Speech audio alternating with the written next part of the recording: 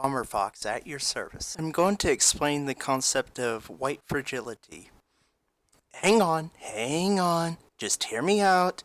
If you can be a shitlord towards SJWs, you can sit and listen to how maybe, just maybe, it is you that is the snowflake. White fragility describes the uneasiness or outright unnecessary fear white people can feel when discussing issues of racism, either personal or otherwise. It describes the knee jerk reaction that comes when people speak up against bigoted remarks or practices. Since racism is systemic, bigotry encompasses the subconscious biases we have all the way to the raging clans. If we are going to expand our ability to empathize and live with people outside the white norm, which we are raised to view as the default, we are going to have to challenge ourselves and quit being so defensive. We tend to think as the default that there is no racism. Basically, having the negative as default tends to bias our approach to the subject. Saying that there is no racism is a positive claim in itself, which is why we don't start with the negative in default in most things. We can start by being open to the possibility and listening to people who share their experiences. This sort of fragility protects systemic racism and prevents us from understanding one another and prevents us from addressing systemic injustices, protects those who wish to sneak racism into the discourse. This video is not about accusing you, the viewer, of anything. It is to maybe help people get more comfortable with re-examining their views.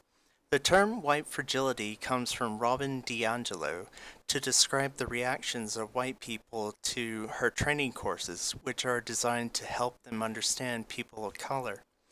In American society, we have to deal with the fact that we did not solve all problems with racial inequality with the Civil Rights Act and the fact that politicians have been chipping away at these rights, much like they have been chipping away at the New Deal since the late 70s and early 80s. To demonstrate this, take some time to gauge your reaction at first glance to someone that suggests someone you know is being racist. Then, how would you react to the suggestion that a popular figure you don't know is being incredibly bigoted? Now see what your reaction is when the suggestion that we live in a society that disadvantages minorities, even when someone gives you ample evidence for it. What is your reaction when you hear about systemic racism when a black person is killed by police, even when it is obvious on video that this was a case of murder? Lastly, what is your reaction when someone suggests you might be perpetuating racism yourself? These visceral defensive emotions are not really needed. The notion that diversity means less white people or talking anti racism happens to be the same as being against white people is just silly.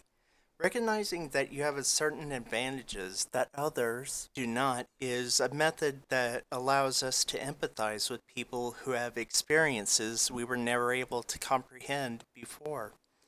We are taught by society that doing something or some exercise that would reveal any flaws in ourselves would bring ourselves down or degrade ourselves.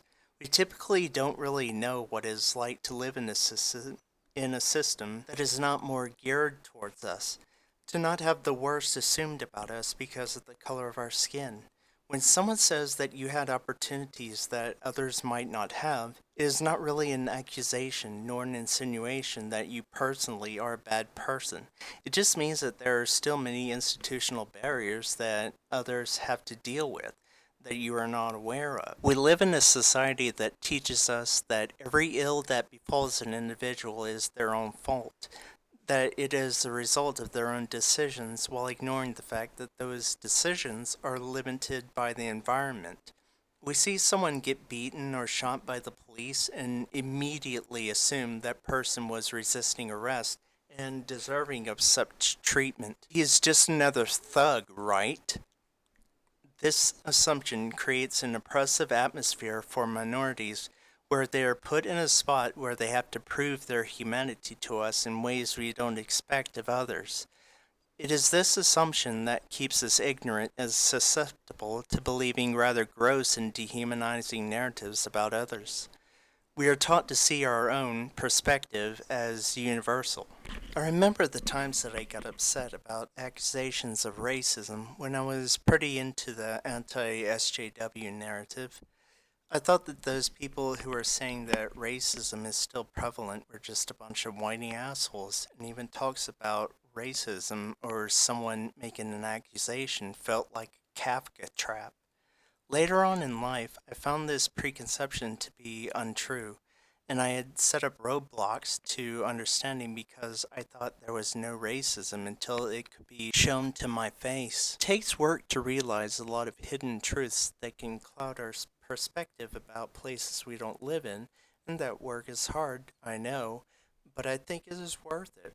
I find most people that repeat the same out of context statistics and narratives about crime rates and violence really don't live in those areas, so they do not see anything beyond a few cherry picked statistics, which are about real human beings with real lives and experiences. Facing my own discomfort when facing just how badly this society treats others that are not like me has given me a mix of feelings like anger, sadness, and despair, but also made me more determined to make a more positive difference in the world. Well, I am able to visit places that my parents are kind of paranoid about without the same unjustified fear.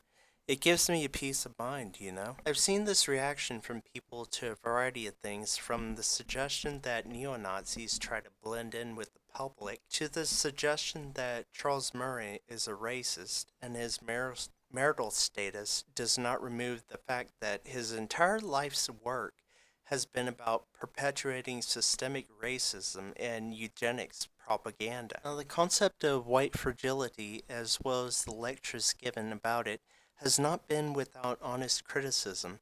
In the article on the Bellows by Cedric Michael Simmons, he describes some of the problems with the approach taken by Robin. I'll be paraphrasing his critique and link the article in the description below. His critique is about the belief that racism can be combated with sensitivity training, in that if every white person was taught different perspectives and taught to get rid of racist perspectives, racism would end. That isn't necessarily the case. Such programs can be used to serve as legal protections against being sued for discrimination, as they would simply point to the training program. In other words, it's a PR stunt. It reinforces the responsibility of ending racism on individual workers, and while it may make the workplace somewhat easier among co-workers, training workers will not affect the hiring decision of employers.